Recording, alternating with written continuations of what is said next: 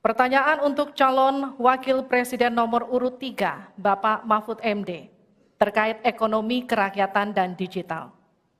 Digitalisasi membuka akses pasar yang lebih luas, tetapi juga berpotensi merugikan usaha mitra dan konsumen melalui penyalahgunaan data digital. Pertanyaannya, bagaimana kebijakan paslon untuk mengatasi hal tersebut? Waktu untuk menjawab 2 menit. Dimulai sejak Bapak menjawab. Kami persilakan. Baik, kalau kebijakan data digital, yang terakhir ini kita sudah punya 2 undang-undang yang baru, yaitu Undang-Undang PDP dan Undang-Undang ITE yang baru saja diresmikan.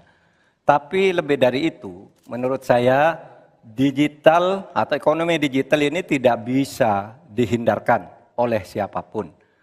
Oleh sebab itu, ya kita tidak bisa menolaknya, tetapi harus berhati-hati karena terjadi disrupsi yang luar biasa dalam perkembangan digital ini.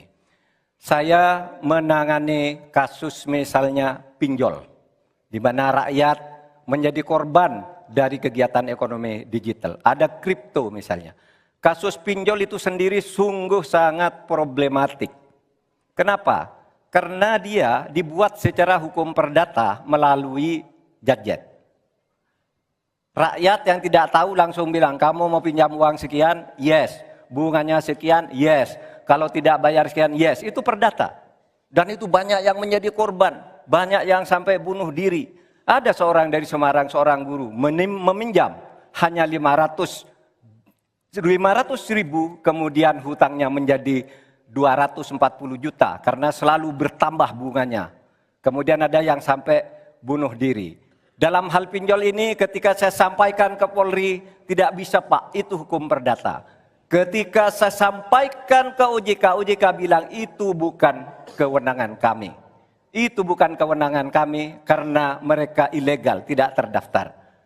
Berkali-kali saya panggil, kemudian saya undang dalam rapat bersama gabungan di Menko Polhukam, kita nyatakan bahwa itu tindak pidana dan harus segera ditangkap. Itulah dalam sehari kemudian ditangkap 144 orang di hari itu juga.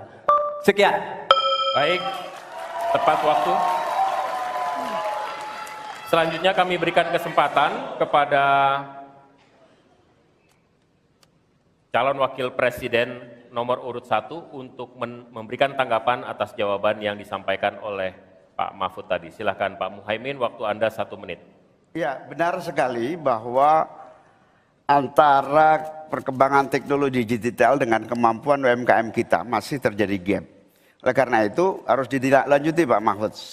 Selain pemberantasan pinjaman online, judi online, ini pun masih harus diselepet lagi karena tidak komprehensif di dalam menangani ini sehingga pinjol masih merajalela, judi online masih merajalela. Yang lebih penting dari itu Pak Mahfud bahwa sebetulnya kemampuan untuk masuk pada dunia digital membutuhkan bantuan dari pemerintah untuk turun tangan. Menangani apa? Mulai dari literasi digital untuk UMKM, yang kedua membantu push pemasaran bagi keberlangsungan UMKM menghadapi persaingan yang sangat ketat.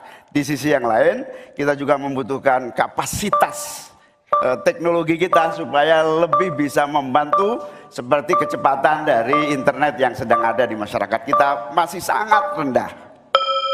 Baik, harap tenang. Selanjutnya kita akan beralih ke calon wakil presiden nomor urut 2, Bapak Gibran Raka Buming Raka untuk menanggapi. Waktu Bapak untuk menanggapi 1 menit, kita mulai sejak Bapak mulai berbicara.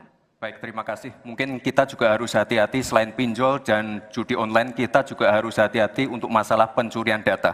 Untuk itu harus kita kuatkan cyber security dan cyber defense kita. Itu sudah kita lakukan di Solo Technopark, ada sekolah cyber security.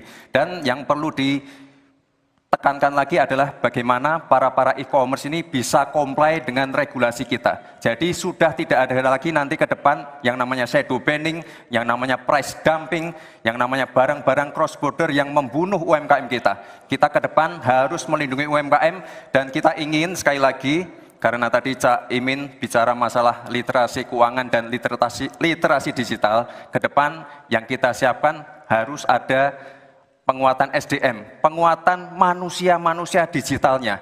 Karena itu kita ingin anak-anak muda untuk ikut andil dalam hilirisasi digital yang akan kita canangkan sebentar lagi. Mohon tenang, mohon tenang.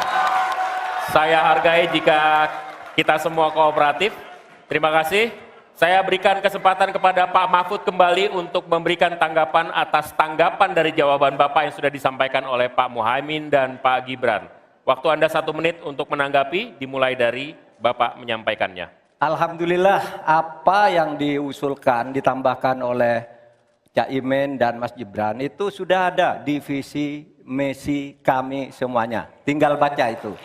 Misalnya kalau bicara infrastruktur agar bisa merata tapi aman, kadang-kala kita bicara infrastruktur itu hanya jembatan, rumah, gedung, dan sebagainya. Padahal ada 3 infrastruktur yang harus dibangun.